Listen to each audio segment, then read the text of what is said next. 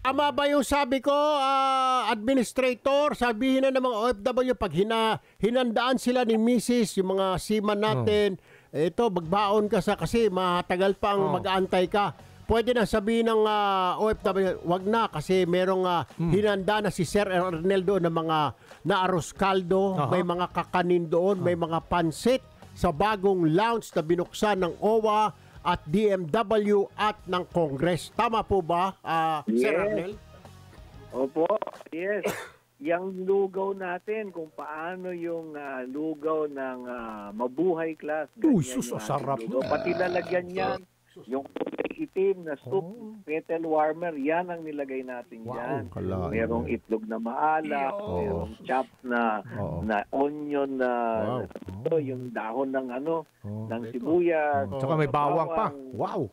Sarap. Yes. Sir, ano bang ang tanong lang din may nagtatanong dito ngayon. Ano ang requirement para sila ay makapasok? Kasi pag sinabi mong lounge, kailangan business class ticket eh. Ito kahit na economy. Pwede. Ano lang ang kailangan ipakita nila diyan, administrator?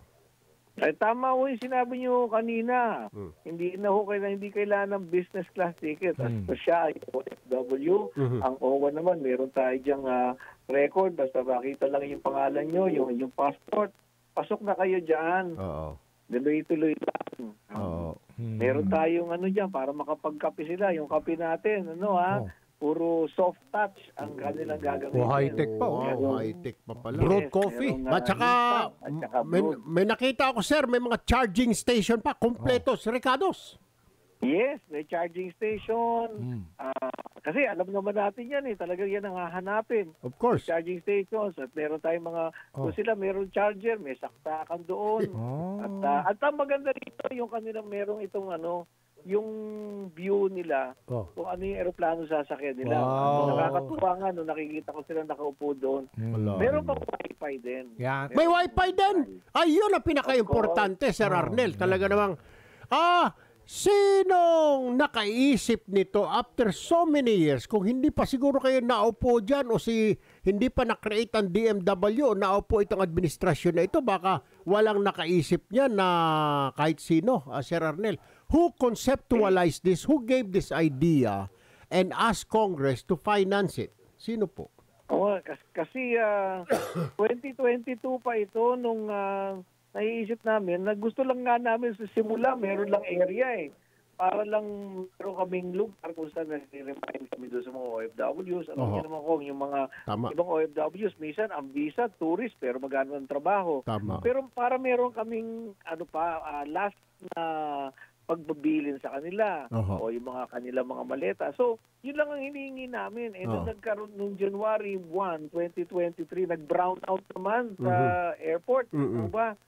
So, wala rin sila mga lugaran, sabi namin. Naku, parang kailangan talaga may lugar yung OFW. So, sinimulan namin yan na maghanap ng lugar. And then, we are so thankful sa Congress, kay Speaker, and of course, siyempre, ito naman, nakalinya naman ito sa utos ng Presidente na alagaan ng ating mga OFW.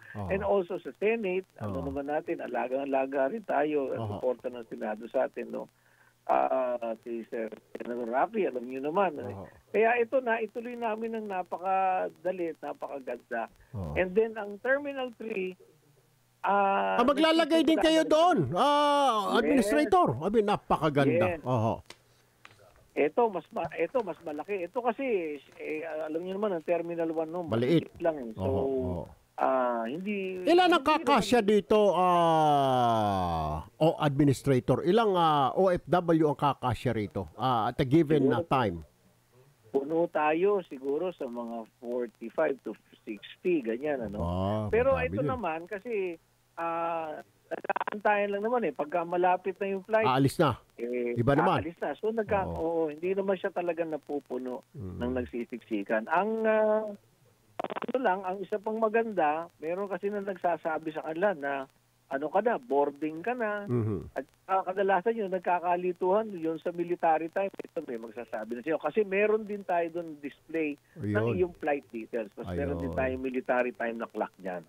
Ito pa, isang tanong. May time limit ba yung pag-stay niya dyan? Kasi may mga OFW tayo na galing probinsya, sir. Kunwari, galing ng Davao.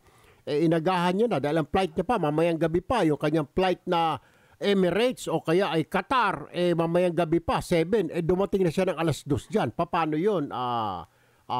Administrator Ignacio. Sir. Eksakto dyan siya tumambay. Bakit Hanggang dumating na yung tamang oras Wala, na siya ay Aljo. mag-boarding na.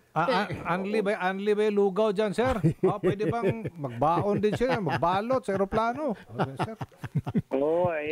Meron yung natutuwa nga ako talaga. Alam nyo, yung nakaka-touch talaga silang tingnan. Pagka pumapasok, yung para bang mukha, nag-iisip, hindi makapaniwala, ito ba talaga? Sa amin, wala bang bayan ito? At pag nung nakaraan, nandun si speaker, nung sinabi namin, sige na, wala, ubusin niyo yan, magsawa kayo dyan ng alam nyo, ang sarap-sarap na tingnan. Meron ng isang umiyak, akala ko magre-reklamo.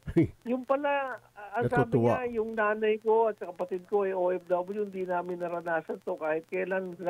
Sana daw naranasan nila, kagaya ng kanyang naranasan. Papunta tong Lebanon. Sir, umiyak siya. Okay. So Terminal 3, lalagyan din ba ang Terminal 2 at iba pa mga airport tulad ng Cebu na may mga flight na tayo direkta out of the country. Davao, may mga ganyan na rin ba? Lalagyan din ba, Sir Arnel? Ayan ang inutos sa atin. Sabi, nagandahan dito si speaker. Sabi niya, ilagyan niyo na ng lahat. Kaya, hindi kami talaga ng suporta. Dahil mabigat-bigat na yun. Pero yung Terminal 3, inisimulan na po yan. Pero what you did, Sir Arnel, saludo po ako. I mean, nakikita lamang po yung inyong dedication and for the love of our OFWs. Keep up the good work po, Administrator Arnel Ignacio. Swak na swak kayo sa trabaho na yan, sir. Marami yung salamat. Medyo may katagalan na rin ako din sa trabahong to. Talagang ito na ang buhay ko . Ito na yung buhay ko. Diyan ka na, sir. Huwag ka nang mag-artista. Diyan ka na. Dahil bagay sa'yo yan. Ito na yun. Oo. Pagkatapos ng administrasyon na ito, magsatayo ka na sarili mong para mga asosasyon ng mga OFW dahil mahal na mahal ka nila. Papansin ko sa mga nasusundan ko yung iyong mga post, talagang pag sinalubong ka, para kanilang magulang, para kanilang ama or kapatid, Sir Arnel. Nakakatapa nga ng puso nung natagpuan ko itong role na ito sa buhay ng mga OFWs na kung imagine kung Anjo, hindi mo naman kilala pero para bang concern ka talaga sa kanila at ayaw mo silang mapahamak at gusto mo maging very successful sila. Alright. So all the obligations na sila ay maging okay, para bang pasan-pasan mo na yan. Para bang ikaw na talaga yung nanay, tatay, ganyan.